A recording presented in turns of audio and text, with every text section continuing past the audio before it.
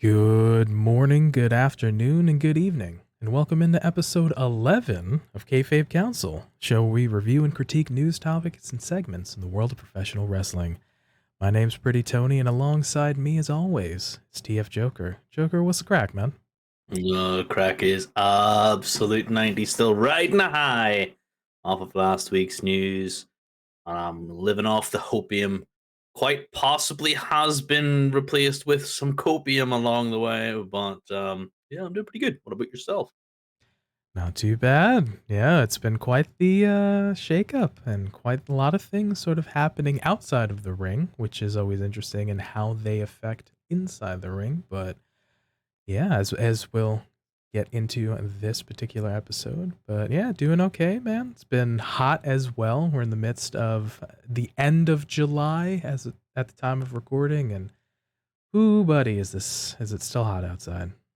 It's probably only hot for your side of the world. Over here, it's trying to rain. It's back to normality for me. My everyday sort of gray clouds, just the threat of rain around every corner. Was straight out the back garden today with my brother's new dog. He has an absolutely beautiful little blonde Labrador.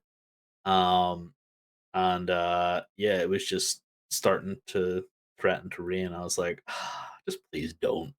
Just go away. Give me back at least give me back the heat. And then I realized what I was saying. I was like, nope, I'm okay with the rain. Yeah, we're hoping as we get into the dog days of August, we're hoping for a little reprieve, but you know what it is? We're getting the throngs of summer and then into the fall upcoming. So hopefully where you're at, it's not too bad, but we appreciate you coming along on the journey with us. As a reminder, you can find us in video form at youtube.com/kayfabe council and in audio form wherever you get your podcasts from. On this week's episode, we look at Triple H is named head of creative. We're also going to look at Ricky Starks losing the FTW championship. But coming up first, Triple H is named head of creative. So, hot off the heels of this past Friday's announcement that Vince McMahon is retiring from the WWE, giving up his position as CEO and chairman of the board of directors, as well as head of creative. This past Monday, we had an announcement officially that Stephanie McMahon and Nick Khan will serve as co CEOs on the board of directors. And we also had an announcement that Paul Triple H Levesque will now be head of creative, in addition to being head of talent relations. So, a huge announcement for that. We're going to see Trips being again head of talent relations and head of creative. So, firstly, what was your reaction when we got the news that Triple H is going to be creative guy? Big smile. Just like a genuinely big smile on my face because it's gone to the hands of someone who I have um the greatest amount of respect for when it comes to at least giving people, regardless of what they look like, body shape, body type, however they work, size. Um, he will give them a fair shot, and he will do everything he can to make stars. Whereas, the previous head of creative decided he only liked one way, and it was either that way or the highway. So Paul, being Triple H, being in charge of the, I'll call him Paul like we're friends. Um, him being in charge of creative definitely uh replenishes my tanks of hopium here, as we head into a very unknown future, because Vincent Kennedy McMahon was in charge of the WWF, WWE for longer than I've been alive. So yeah, definitely uncharted waters and excited to step into what could possibly be. Likewise, so when I had heard the announcement on Monday, it was one of those, "Ah, there's hope for the future." I think coming off of Vince retiring and stepping away, there was a lot of conjecture over the weekend about maybe who who could step up. I know there was concerns about Hunter's health because he'd come off that cardiac event late last year as well. So it was one of those. Okay, well, we saw John Laurinaitis step away, so we had Trips stand up and take the reins of talent relation. And then again, this announcement of head of creative, a lot on his plate, but it's one of those that I'm hopeful for the future. And by all accounts, not all, shall I say, by many accounts, the talent and folks in the business are excited or kind of hopeful of what to potentially become. I mean, we've seen Hunter, what he can do with the NXT brand, for example, and for many years he had that sort of success. And it was one of those where a lot of people were watching and a lot of people were interested. And there were many takeovers that were held on the same weekend as main roster pay-per-views that folks would say arguably were much better than the main event pay-per-views. So that notwithstanding, I think it's one of those where I was like, man, this has definitely potential to be something good, not putting the cart before the horse, but yeah, I think there's hope for the future. Yeah, I wasn't always the biggest fan of NXT. I wasn't always the biggest follower, but whenever I did tune in, I was pleasantly surprised. There was some really good storylines going on, and it did pull me in a little bit to start to enjoy some of the up and coming talent at the time, some of the established stars that they'd brought in. So it was definitely something that interested me because the current product, let's say the current main product, was very steel, at least in my opinion. And if I can be so bold as to say that I'm pretty sure that an awful lot of individuals probably felt that it wasn't the fact that AEW exists. This comes from a talent standpoint. It's not really the fact that AEW exists that I feel like I can go somewhere else. It's the fact that VKM is in charge, and I don't want to work for him because I knew what it was like to work for somebody who respected me. I knew what it was like for somebody who would give me the time of day. Um, and I'm going to go somewhere else now because I don't want to have to fit into a mold put there by somebody else.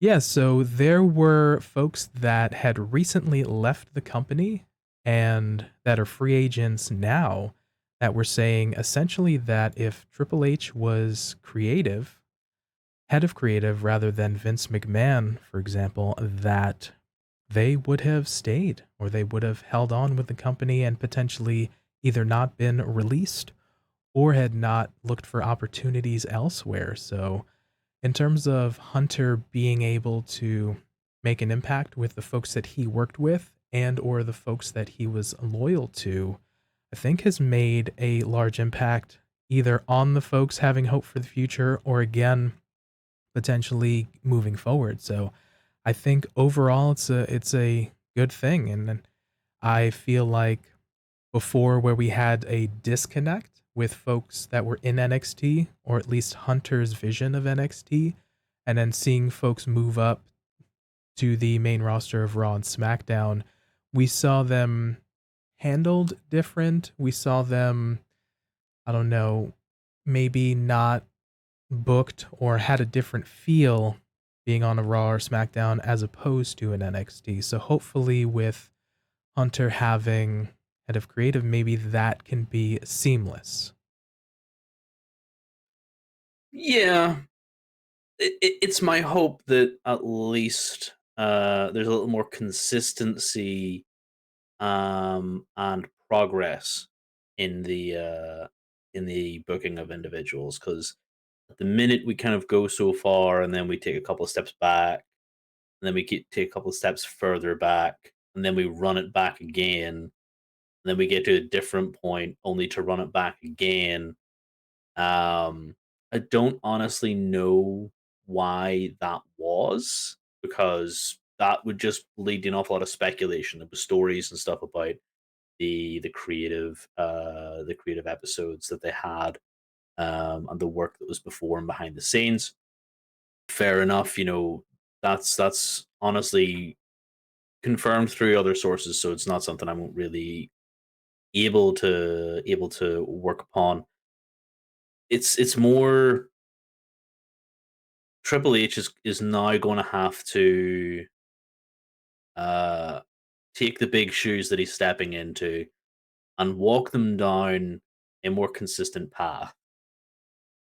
He was at a recent expo where they were doing talent scouting, and he was saying that he has big shoes to fill in an interview. And yes, he does, but he doesn't, nor should he feel like he has to do what Vince would do. He should do what he feels is going to be good for the creative and good for the talent and good for everyone going forward. Because this news, in my sort of fan opinion, uh, this news could bring back lapsed fans. If you know that the big man is not in charge anymore and somebody else in charge, you're curious. You want to see how it's going to go. Well, let's see how this is going to go, and bish bash bosh, you get new fresh eyes on the product again. So wow them. Yeah, it's an excellent point. There was, I believe, on this SummerSlam media calls where you had aforementioned that he has big shoes to fill. I think he also mentioned it on that, essentially reiterating that statement, but then also mentioning that we have to work together. Essentially, in so many words, saying we, in terms of creative or having a voice or getting ideas, he says he's very open to that and that he wants to have input from the staff, from the talent, right, from the writers, where again it's not just maybe one person's voice where he may be like the yay or nay guy, but it's just like, all right, let's do this together. Let's have it be more collaborative. Let's have the ideas flow as opposed to the writers and then me giving the final say. Hunter's like, all right, cool. Like we're gonna kind of a little bit of a changing of the guard or a little bit more open, and maybe folks are who were creatively starved potentially have again a bit of hope for the future. Yeah, that is probably one of the bigger things that I do hope to see is the fact that maybe an awful lot of individuals will have that better booking. That we can see a fresh lease on life, as it were, for people in their careers. People who, like I said earlier on, might have been overlooked by one person are now going to be given a fair shot by someone who thinks that everybody should be given a shot because they're talented. So, the likes of, who do we have? Oh, pretty much half the roster. Your Champas, your Finn Balor's, your Damian Priests, your Mustafa Ali's. There's even more than that. We don't have to rely on the youngest United States champion theory because McMahon had a crush on him. Like, we don't have to rely on Romain Reigns, the needle mover, the big dog, the head of the table, Uncle Oos. We don't have to rely on him holding all the belts. We can have more people.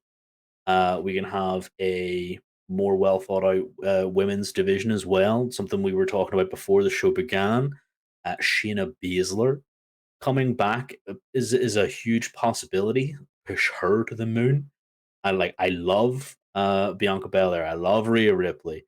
I love an awful lot of these talent, but Shayna Baszler was criminally let down whenever she moved to Raw and SmackDown. She had one amazing match in the was it the Elimination Elimination Chamber Chamber. Yep. where she murked everyone. She was an absolute beast. In fact, I would go so far as to say that whenever she had that match, she was the scariest individual on the roster, hands down. Doesn't matter about whether you're in the men's division or the women's division. Shayna Baszler was the top, in my opinion, after that match.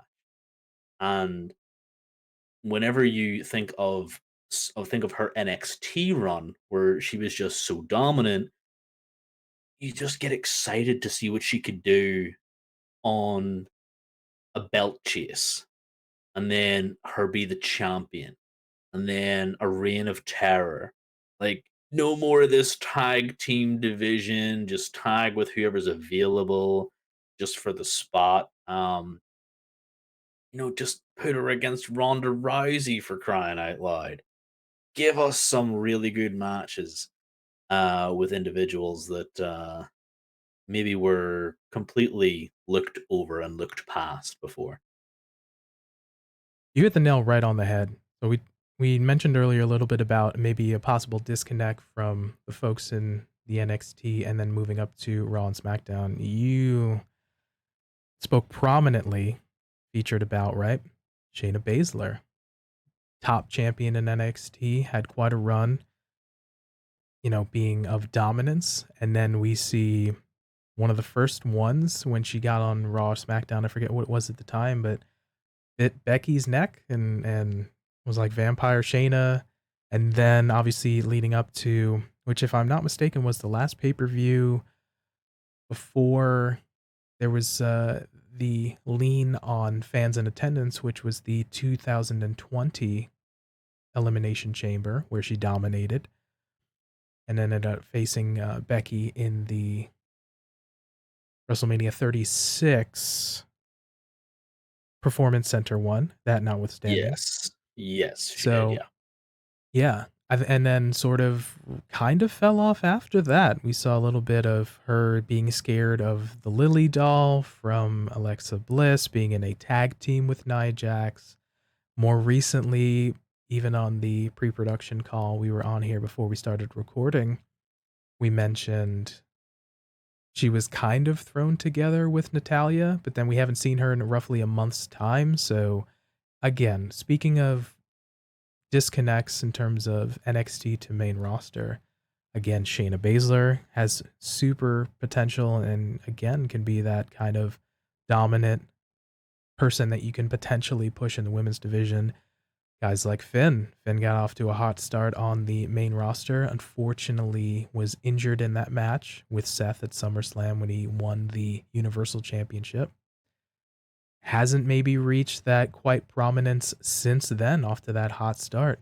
Damian Priest got a grouped together with Bad Bunny last year. After that, it was kind of stop start. Maybe US Championship reign, fought against The Miz with the Zombie Lumberjacks. Kind of not much going on after that. Ciampa. Ciampa was a big part of NXT and then has not been featured, kind of been sort of a bodyguard slash hitman slash associate for The Miz. So again, we talk about folks being built up so much in NXT, being quote unquote hunter guys, and then kind of missing the mark on the main roster, at least when it was under VKM's regime. Yeah, it was always said that, paraphrasing, of course, that you only really ever had to impress one person. That was the one person that was in charge of the head of creative. Like, it didn't matter about the fans. If Vince didn't get it, then he felt that no one would get it. Of course, we all know that out of touch old white men are not probably the best people to be making decisions for an awful lot of other people, especially when it concerns how those other people want to spend their time and how they digest their entertainment, which we now see as he was completely wrong.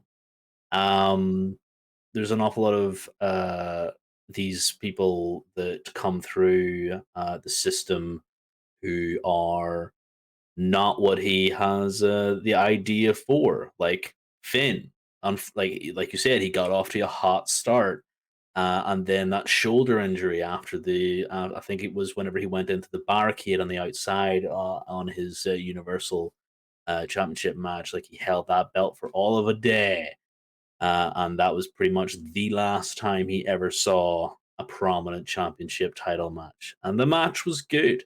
The match was very good, and he is a good heel character.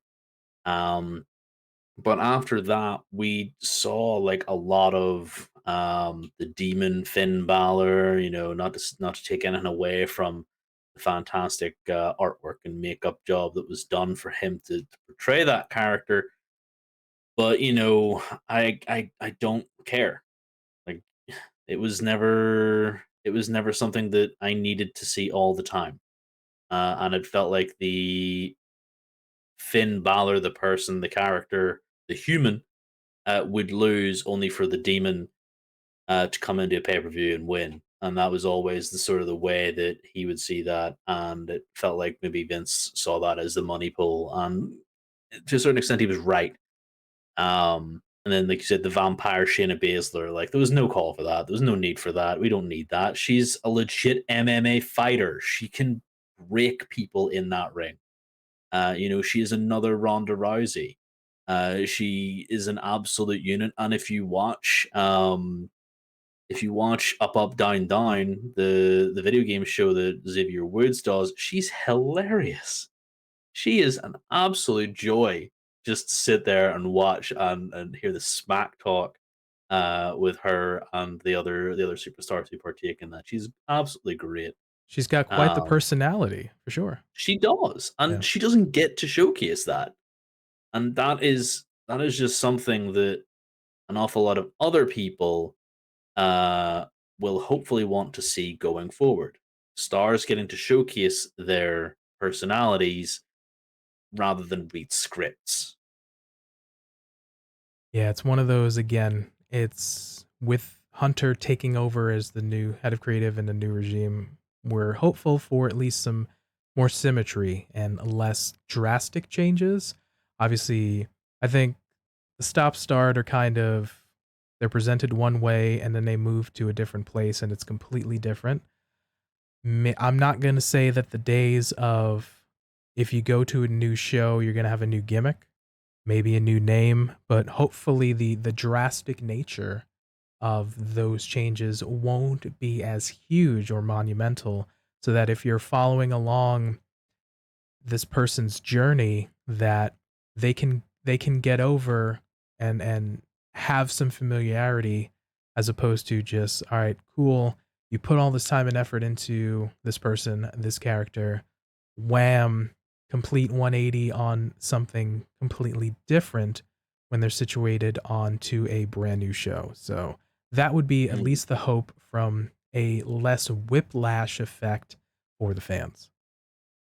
Yeah, it's definitely something that I feel is a little bit, like you said, it's a little bit whiplash. It kind of gives you that sort of effect of, well, I was enjoying this, now why are we having to change everything all the time just because it has to suit one way? Uh, Name changes, the gimmick changes. You know, sometimes these are good for people. Sometimes they are good for people to change things up.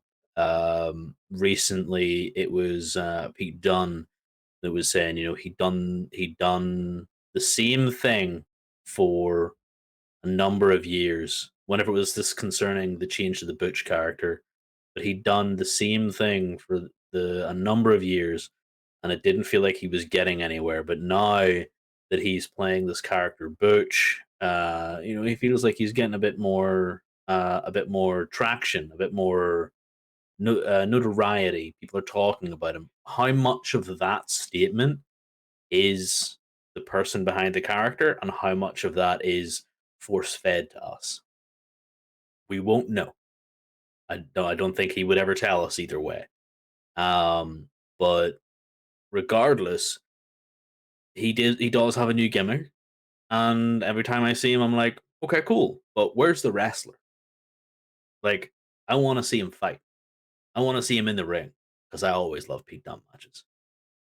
But I haven't seen Butch have more than one match, and he's been on the roster for 3 months. Yeah, in terms of in that example there, I don't think there's anything wrong with reinvention and kind of changing things up and freshening up the sort of coat of paint on the person. Stuff like Chris Jericho does a really good job of just kind of before things get potentially too overdrawn or stale, changing it up. It doesn't have to be a huge change. It can be like a new moniker, it can be like a new catchphrase, a new presentation of sorts, and I think it's good. If you notice that something's getting a little long in the tooth, it's probably getting there for the fans type of thing. So tweaks are always good again to keep things fresh. And Or it's yeah, been there for a long time. yeah, but I think in that example for the Pete Dunne slash Butch thing, I think it was he even said it was good to kind of get out of his particular wheelhouse of the thing he's been doing for the past 6 years and change up and have a little bit more personality. But yeah, I don't just on that note, I don't know. I think he's kind of had like one, maybe two matches, really. Maybe one's been a tag, one's kind of been a short singles, but really Mm, not much of a chance to showcase what he can do. Hopefully he does get an opportunity. But yeah, I think it's something that maybe again we can potentially see going forward. mm. Well, speaking of the opportunities, and we've mentioned a couple of people, but like, how many people do we extend this potential to? Like, who do we see rising to more prominence? Who do you want to see being used better, differently? Because there's a laundry list there.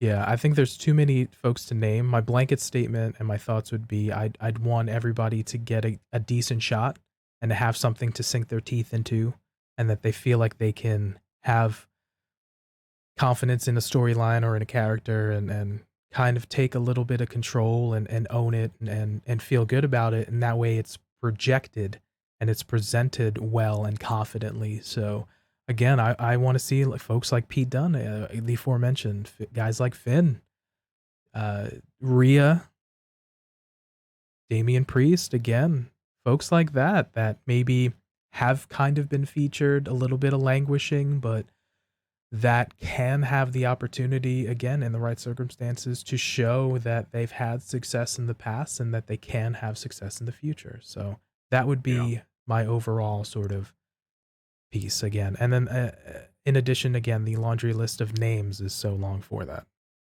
Mm. I would agree that an awful lot of those individuals deserve definitely better than what they've been given. Of course, too. So we've seen again the about a week's worth of television, and we're leading into the big pay-per-view.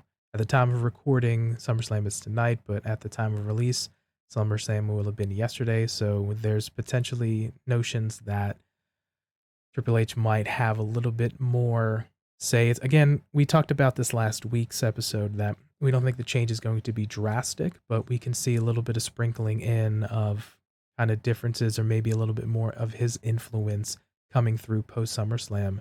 And to speak on that a little bit as well, it's something that I kind of noticed watching this past week's episode of Raw and SmackDown is there's a little bit different feel to the show.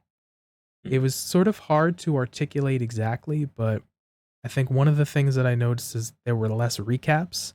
Like we'd start a match, 3 minutes in, we would go to commercial. Boom, we would come back, maybe have 4 to 5 minutes of wrestling. Up, time for another commercial. And as soon as that ended, constant recaps were always sort of a thing and that kind of interruption thing. So I noticed maybe less of that, less of the constant recaps. It seemed to flow a little better this past week's episodes. It felt like a Mm. little bit more kind of wrestling and less stop start. So like the example that I'm kind of thinking of is we would have a wrestler entrance, we'd cut to a commercial break, then come back backstage promo and then cut to the announcers and they do a promo, and then they would throw to a video package, and then 15 to 18 minutes later, the second wrestler would come in for their entrance to hopefully start the match before they cut to another commercial. So it there was maybe not something we're gonna completely stop, but again, it felt like it flowed better. Yeah, they definitely have obligations being part of network television. They definitely have obligations to meet with concerns to advertisements and sponsors and things like this here. So there are obviously going to be those time constraints, but I feel like, to your point, an awful lot of the time was used up with recaps. So we were then pushed to having more recaps because it felt, well, not me personally, person in charge, we all knew who it was, felt like, well, people need to be reminded because we've just had a break. So let's just have a recap of what happened before that break because people, it was 3 minutes ago. Now, for myself and yourself, we watch ad free. We watch post the show. Like, we do not watch the adverts because we watch the show without, because we just go straight through. Job done. Job's a good one. So whenever you're watching it like that, you you kind of look at it as, why am I watching something that happened 5 seconds ago again? And it makes 3 hours of television, let alone 2 hours, unbearable. So the fact that we have less recapping, less monologuing by the desk about what's going to happen, what's happening, and what's to happen. And then, without those kind of sequences of events, there's more time freed up for sports entertainment, for the wrestling, for the stuff in the ring. So yeah, I feel like definitely I notice um, an awful lot of space in the show given back to what the show was all about. Agreed. Again, it was maybe not to say that again they're going to completely go away or go away from that format, but I think to this past week's episode of SmackDown where we had the opening match, that the Donnybrook Shillelagh match with Sheamus and Drew. If I'm not mistaken, that went like 3 or so segments. That was a good Mm. like 15 plus minute match. They let it breathe, they let it do, and then had the post match angle with Drew and Theory, and then went on to the next thing. So it was kind of a nice reprieve as opposed to like constant commercial break, boom, okay, recap, and things like that. Like it felt a little cleaner. Again, there's still some rough edges, but just even that in that small example, I felt a little bit more engaged with the program itself. It's definitely one of those that whenever you look at it and you see the individuals doing something other than a rest hold because the ref has told them, we're going to recap, we're going to break, we're doing this. So, so they know to do a couple of rest holds, to maybe not work himself too hard and do a throw, get a bit of a breather. It definitely does feel like they at least attempted to let the wrestlers wrestle. Obviously, this was the Donnybrook, the good old fashioned Donnybrook match, or whatever the heck it was called, with the 9 foot shillelagh in there. Um, Not gonna lie, wasn't really a fan of the match because of the stupid fact that it was called a Donnybrook match, and there was the obvious odes to the Irish heritage being a bar. Like, wow, cool. Way to slap right above the belt there, boys and girls. Whiskey All barrels at Irish. ringside. The whiskey barrels, like, why? Okay, I'm sorry, but like, it couldn't have been more ridiculous if you had a couple of sacks of potatoes there. I legitimately thought that I was going to put my hand through my head when I face palmed as we got that solid camera angle on the 3 whiskey barrels at the front. I was like, really? really? It's like, okay, boys and girls, this is a fight between an Irishman and a Scotsman. You cannot just sit there and only have it about one side here. Oh, wait, but we've got flags around the side, boys. We've got flags, as they say over here. We've got the flags. We've got the Irish flag, the tricolor, and we've got the Scottish flag sitting up all the way around the ring. Wow. Such an amazingly themed match. And we were told some history between these two. I was just not gonna lie. I could rant about this match because it annoyed me, but I won't. But it was nice to see that they did what they did and they had the time to do it and they were given the benefit of the doubt of you were put into this stupid situation. Here's a match, go do something. And it's Sheamus and Drew McIntyre. They can legitimately wrestle for half an hour to an hour and I'd be entertained. Yeah, that notwithstanding, that's probably a layover from the previous regime, the VKM era. But again, hopefully post SummerSlam, we're going to see a little bit more of the Trip's influence, potentially for the better, happen sprinkled throughout the shows as well.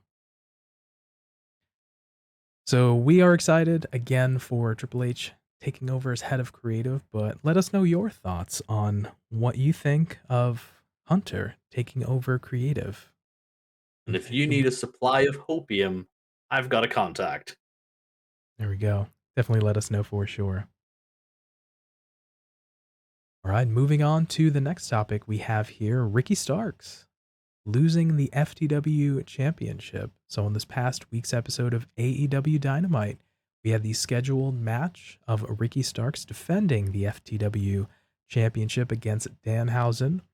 It's a rather quick match and ended up kind of squashing him in a couple minutes. Grabs the mic, does the open challenge, say, hey, much like last week, I want another challenger, but this is for real this time. Out comes Hook. They have square off a little bit of a much more competitive match as opposed to the Danhausen match, and Hook comes away with the championship, submitting Ricky Starks to the Red Rum or the Katahajime. The Taz mission. Taz mission. All the above, delete is appropriate. And then we see a show of respect from Ricky and Hook. And we see a post-match promo from Ricky itself. I have a couple of notes here. He says he's no stranger to losing, but he's okay with that. He was given the title when people thought it was a noose, and he turned it into a tie. He took leather and metal and made it into gold. And no one can say that they brought that title back to prominence. It was him. And then he goes on to say people tell him in the back that he has to be patient and wait his turn. But he doesn't want to hear that. His time was last month, and it was last year, and his time is now. And then unfortunately, we see Hobbs just turn on him, the old Gorilla Monsoon Pearl Harbor from behind. And it looks like the dissolution of the team of Powerhouse Hobbs and Ricky Starks. So quite the change there on AEW Dynamite. Yeah.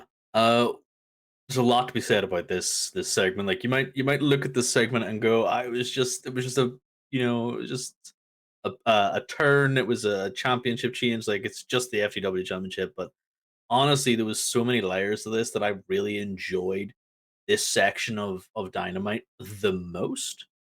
And it's simply because Ricky Starks is one of the best to ever do it on the mic. And he's so young and he's only going to get better. And I said this to you last night, PT, is like, I am getting superstar vibes from this guy. Like he is this he's still around, but he's the second coming of the Rock, in my opinion. And that is a big thing to lump on a guy, but he is one of these individuals that he cuts a promo, it's impassioned, it's on form, it's there, it's engaging. Uh Add in whatever you need to any individual, and it most likely it is going to be how to cut a promo. Like that is what you need for a lot of these superstars is They need the ability to cut a promo. Ricky Starks has that in spades. We saw that before with the likes of MJF. We've seen it before with people like The Rock, to make that crossover.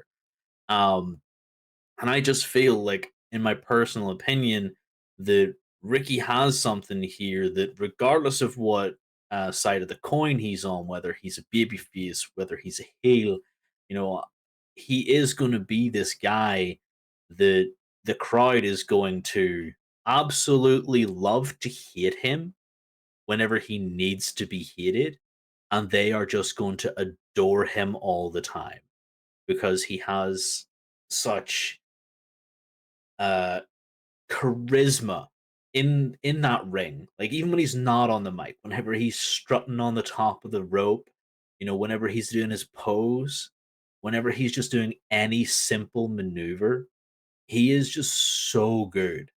And we have spoken about Team Taz in the same vein as Swerve in Our Glory for the last few weeks, and we've always been centered on Swerve in Our Glory. At least I have, about them turning on each other, them, uh, maybe having singles runs. We never kind of thought too much about this, and now the fact that this has happened, it's not so much that it's a surprise.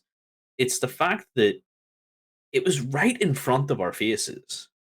Why didn't we think of this? Why wasn't this a thing?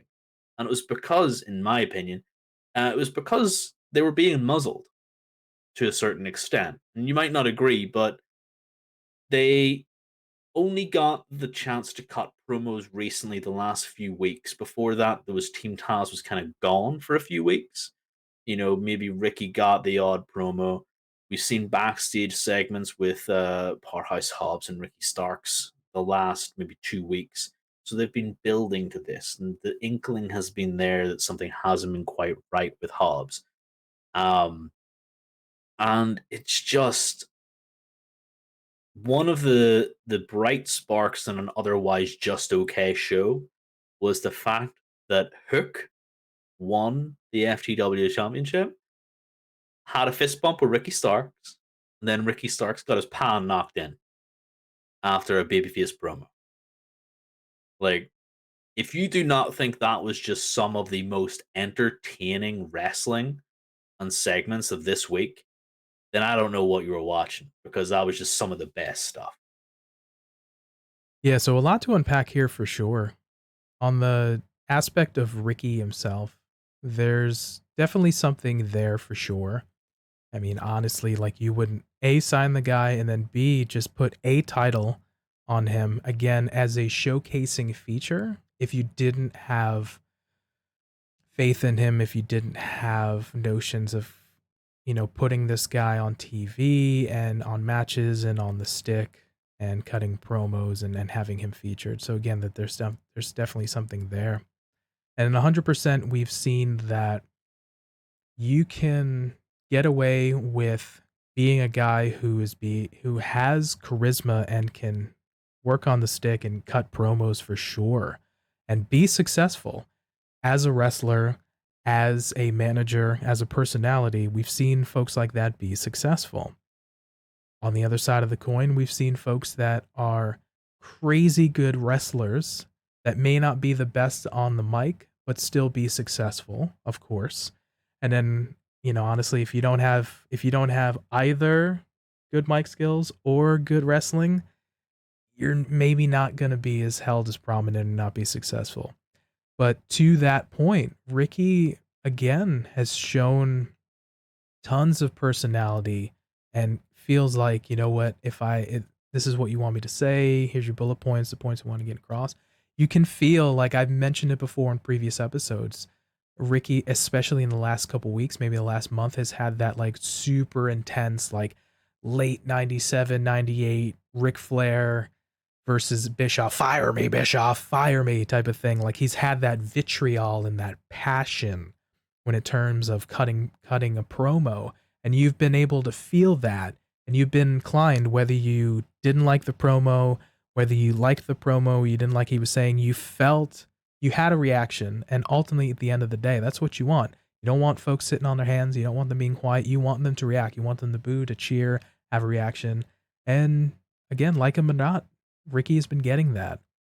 So we've seen again him being featured, him being Roman, and he mentioned it on that little promo. Like you gave me this thing that could have been construed as a noose, and I turned it into a tie. So like again, he's been shown that he can do it. And the kid we've seen in some matches, and I'm thinking back in my mind now as I'm saying this in that three-way match with the Bucks and Swerve in Our Glory.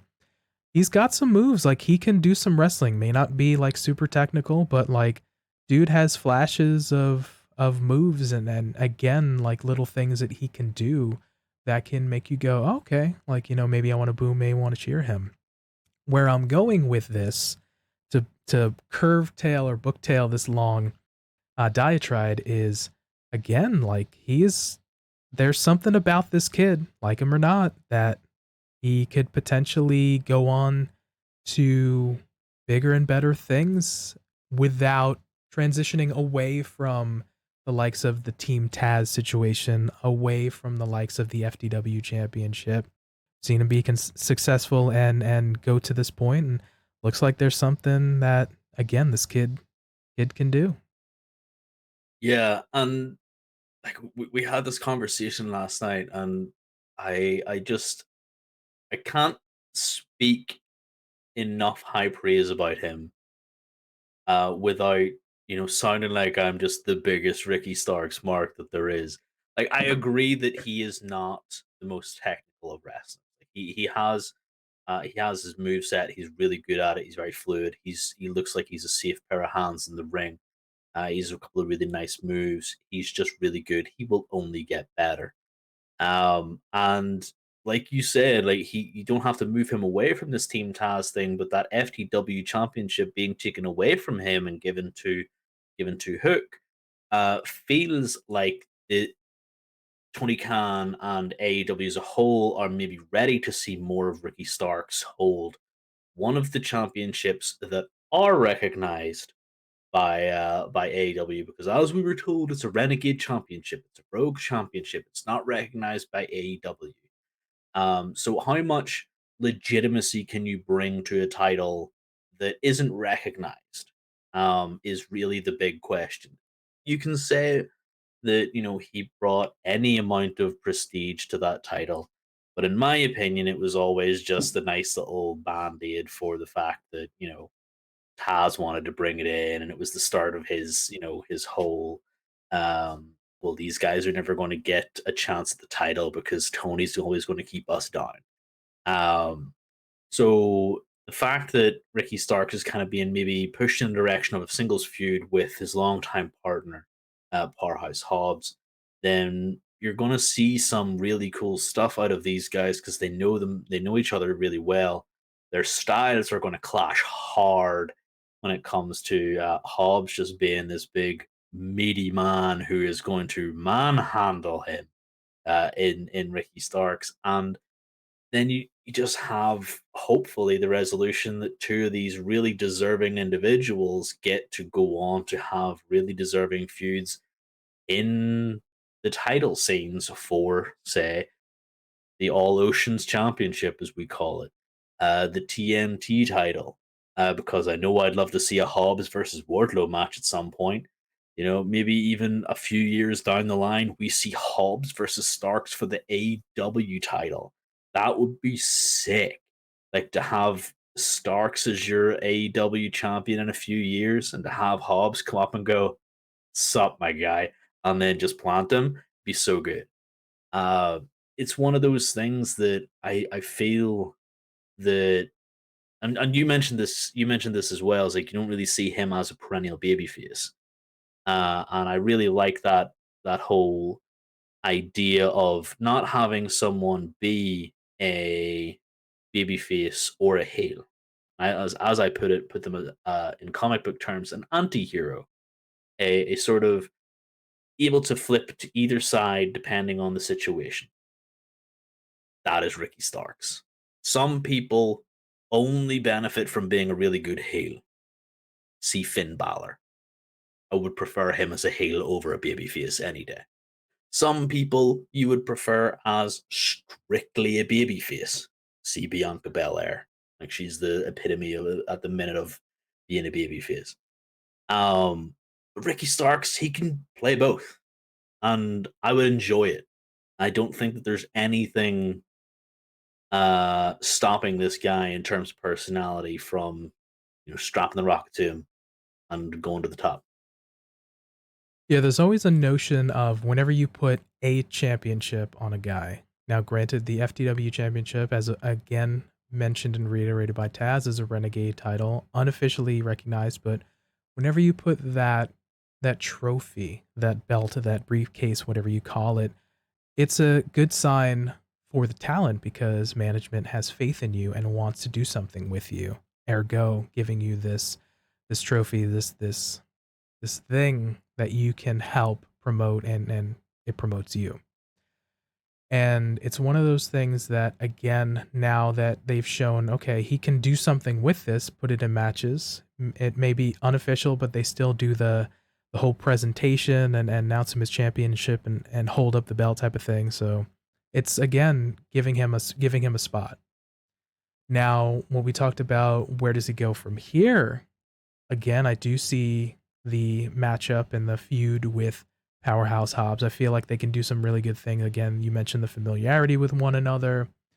And then obviously once that feud is done, wherever that goes, them breaking off and kind of doing their own things, going to the next pieces, and then potentially coming back at a later date for fighting one another for a championship, for contention for another championship potentially. There's definitely some things there.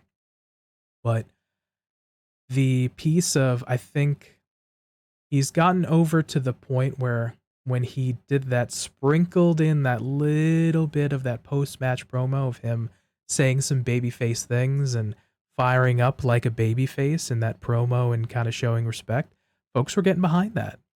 And I definitely see Ricky as a heel, and he's shown confidence that he can do that. But I've to your point, I'd prefer to see him as a heel, but I feel like he can do some things as a babyface, and he hasn't gotten an opportunity on a large scale in a large company to do that. But I'm curious to see how they handle that for sure. In all fairness, he hasn't had that much of an opportunity. Like, if we take a sample of the matches that he's had, they have been the past 2 to 3 weeks of FTW Open challenges. And then before that, it was 2 weeks of tag team matches. Before that, it was a couple of weeks of nothing. And before that, it was all tag. He has been mentioned as the longest serving FTW champion to date, surpassing Brian Cage, which is the first mention of Brian Cage's name since Brian Cage lost the title, I think. You know, AEW is not immune to criticism for not being able to use individuals. Criminally underrated by the management, possibly, because where is Brian Cage, the former longest reigning FTW champion, who never defended that thing except for whenever it was against Ricky and he lost it. Like he never defended that thing. I mean, Ricky only started recently defending it. I'm sorry, but how can you do that to these people who are so good? It just kind of really bums me out that we see in this last week that we have such a really good talent in Ricky. And this is actually the first time we're seeing it all happen. Now, granted, he did only get his job a few years ago within AEW. It's not as if he's a long-standing member of this company. Don't get me wrong; he has had to build this up. But you do see other individuals who have much less, given much more. See Theory. Yeah, I will agree that there's so much talent in AEW that they find inconsistencies of trying to rotate folks in and out, finding spots, things of that nature. At certain points in time, they seem to favor certain talents. Again, You talk about the sort of absence of the aforementioned Brian Cage, things of that nature is a really good example. But yeah, I think it's one of those where do we go from here? Do we actually have Ricky potentially be featured on Dynamite on a Rampage, potentially down the line on a pay per view? Do we see that? Is he, now that he's no longer champion? Do we see him relegated to Dark and Dark Elevation? I would hope not. I would, again, because again we're trying to have so many plates spinning and have potentially so many people with so little TV time. I don't know. I'm hoping that we can see this story continue. Yeah, I'm definitely hoping that this isn't sort of forgotten. Is kind of like the whole thing that I'm trying to get to in a roundabout way, as I normally am. I'm very roundabout. Uh, Definitely want to see more of Ricky and Hobbs in the immediate future when it's hot, when it's a talking point, when it's a thing. Um, as opposed to we lose just all contact with these two guys, and early Taz in AEW's proven right. Tony Khan just doesn't care about him.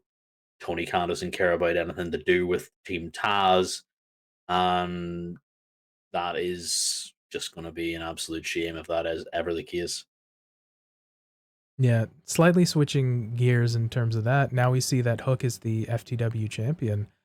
What is potentially the future hold for that championship? Maybe for the likes of Team Taz? Like what do you kind of see? What is the vibe that you're getting? So the main thing that I'm getting personally is that the FTW championship being taken off Ricky is sort of twofold. The title off him means that he gets to go off and do things and have that wonderful time and further his career. And Taz gets given back his FTW championship, and it's given to his son, someone who has gained such popularity through the CM Punk Send Hook meme that ended up just catching fire. Hook has this absolutely amazing presentation in the match as well. Comes out to orange shorts, the floppy hair, which let's face it, I'm horrendously envious of every single time I see him. He just comes out and he just has such an amazing presentation. Um, that you can see that this kid is being built to be something different. You have your four pillars of AEW, but this guy could be, in to steal Jonathan Gresham's sort of uh, catchphrase, he could be the foundation that you build going forward for anything else. Um, and to give this title back to Taz via Hook is sort of symbolic of the sense that we don't we're no longer need this FTW championship because we have so many actual titles. So I don't want anybody to be like, "Oh, he's never gonna defend it, never gonna do anything with it." Because if you watch the digital exclusive short, he grew up with this title. It was always on his mantle. Taz says in an interview with Taz and Hook, Taz just could not lump enough praise on his son, and it was so beautiful to see. Like he said that he didn't know how to express it, and he quote retweeted it and said, "I don't, I'm not very good with words. I just hate doing the emotional stuff." And him saying that he was proud of his son and that this was the whole thing that the kids saw growing up on the mantle.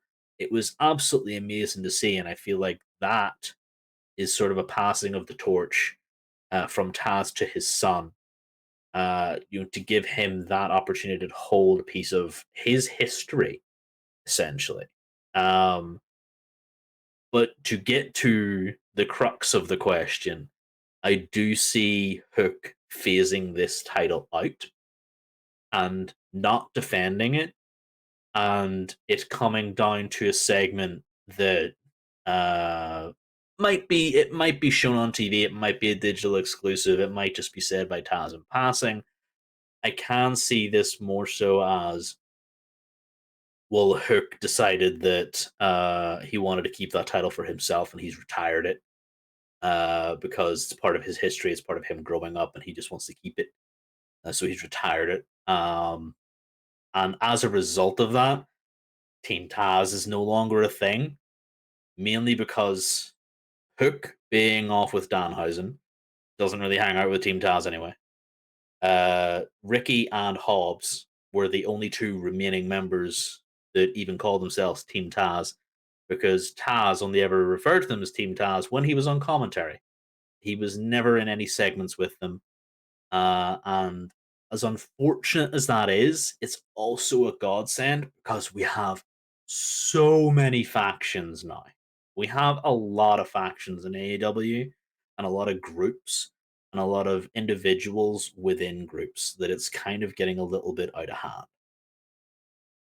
I'll agree with you in that aspect. I think not the and I think phasing out is a really good term to be used for that in terms of the FTW championship as well as kind of Team Taz.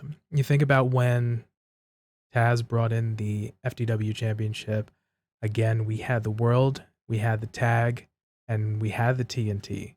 So we think about, okay, well, again, the prominence, and he mentioned it in the digital interview itself, that the title being a renegade title, and it was a tough guys title where originally he created it because the world champion, ECW world champion Shane Douglas was ducking him. So he says, you know what, I'm gonna do my own thing, and boom, I can defend this and I can show prominence, type of thing like that. So it was a opportunity then put on Brian Cage when he came in to be like, all right, let me give this guy a little bit of a push. Now flash forward to where we are now, where the landscape has changed in AEW, where again you see the notion of Team Taz. He doesn't even come down with them anymore. He's for the most part always on the commentary desk. When these guys would wrestle or they associate with them, he wouldn't come down to manage them or be at ringside. So again, the aforementioned Hook now having that, sort of bringing it back home in a sense to dovetail that sort of titles recognized nature in a sense, I feel like is a nice kind of bookend to the sector or the storyline of the FTW championship. And again, I think the notion of teams has, again, with Ricky and Hobbs now no longer being together, we're going to see that sort of dissolution. I don't necessarily think we're going to have a 2.0 version of Team Taz with so many factions, again, as you mentioned, and groups, that the quiet retirement of one team is okay, especially with the prominence of the trios title and so many other folks being in that. I think it's okay. I think I'll agree that we'll occasionally see Hook with the FTW championship, but then it'll at one point no longer be there and sort of kind of won't be a big deal. So it'll be quietly retired slash phased out again. So yeah, I feel like it'll be. I feel like it's a good thing, kind of like that story arc is kind of now on its low end, kind of on its finish. Yeah, definitely is probably where it's going to end up going. Sort The of the phasing out of the back on that mantle, so to speak. Yeah, exactly. The phasing out is definitely not going to happen immediately. Um, but it's definitely on its way back to the Taz House mantle. Like you said, it's gonna be its final resting place. And sounds almost cruel to say. I hope we never see it again. Um, but it has served its purpose. And Ricky has said, you know what, I did. A lot of people saw this as a noose and turned it into a tie, which I thought was really, really good because it did almost feel like a curse for Brian Cage and a curse for Ricky for a long time. Um, so the fact that Ricky is kind of able to say that this was turned into a tie, then Hook can go on ahead and be like, well, I'm undefeated. I'm not going to lose. I'm not exactly trying to chase after championships. I'm trying to chase after reps. Trying to chase after wins. I am a tough guy, and I don't think he doesn't even need words. Everybody knows he's a tough guy. So eventually, like we said, the phasing out, back on the mantle. nice little tie a bow on the Taz family history there. I would like to see that for definite. And it's really all because of the digital exclusive. Like, I absolutely adored this little interview with the two of them. Yeah, you got to really see that he was proud, and as Taz mentioned, he's not big or not greatest on articulating his feelings in words, but just in the 2.5 minutes of that digital interview, that we can see that again he's just so proud of his son, and that Taz himself held it, now his son holds it, and it's again sort of a nice kind of storybook ending to the story of the FTW Championship in AEW. Yeah.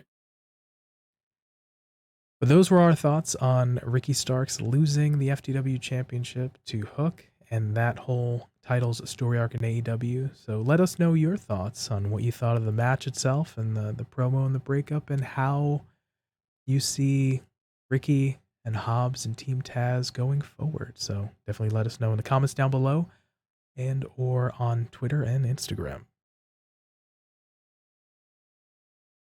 All right, switching gears here, we have quick hits. Again, for some of the newer listeners, quick hits are little segments or little pieces that happen throughout the week that we enjoyed, or sort of pop the boys segment that we got a kick out of, that may not have got a chance to solely focus in on a topic, but we wanted to share because we enjoyed it. And I'll go ahead and start us off here. I do have one from this week. And this comes from the pre-match promo between Ruby Soho and Anna Jay on AEW Rampage. We have Eddie Kingston and Ortiz standing behind Ruby, just hamming it up and completely having fun during this promo. We see them making a small violin play when Tay Conti encouraged Anna to make better choices for herself. And when Anna says slamming Ruby's head into the ring post was the best decision she ever made, they do the sign language for bullcrap.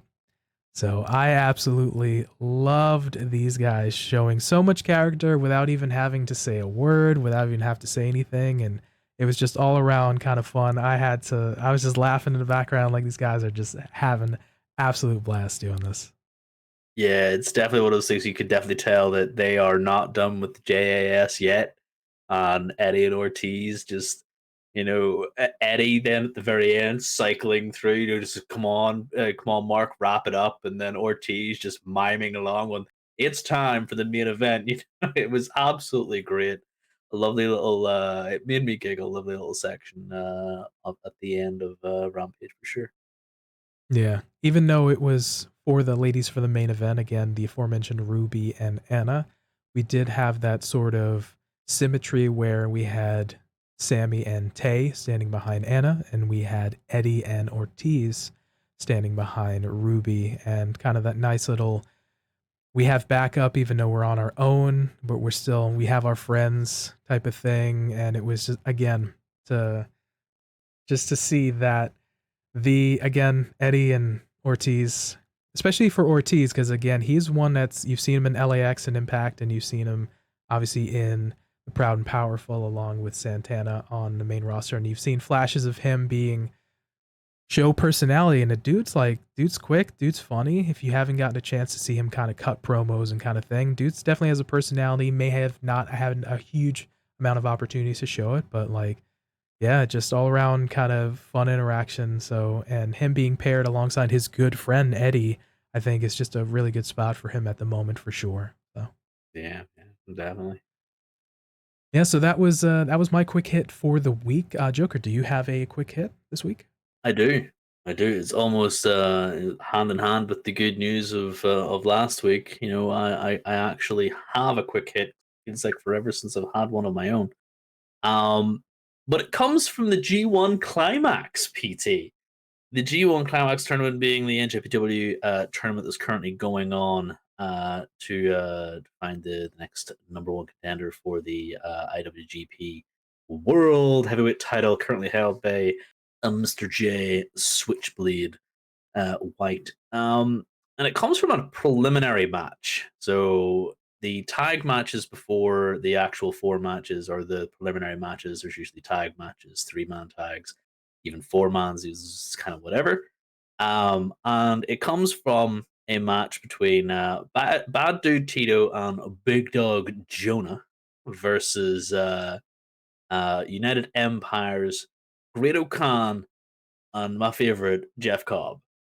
And this was just an amazing match for a couple of reasons, but the main thing that got me was whenever uh Jonah comes in to break up a pin from Okan on top of Tito, you just see Cobb just get in the ring, everybody else just leaves.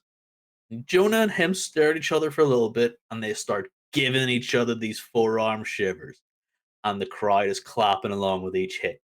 They're clapping along. You're just kind of okay, smack, smack, smack, and then they just start running into each other,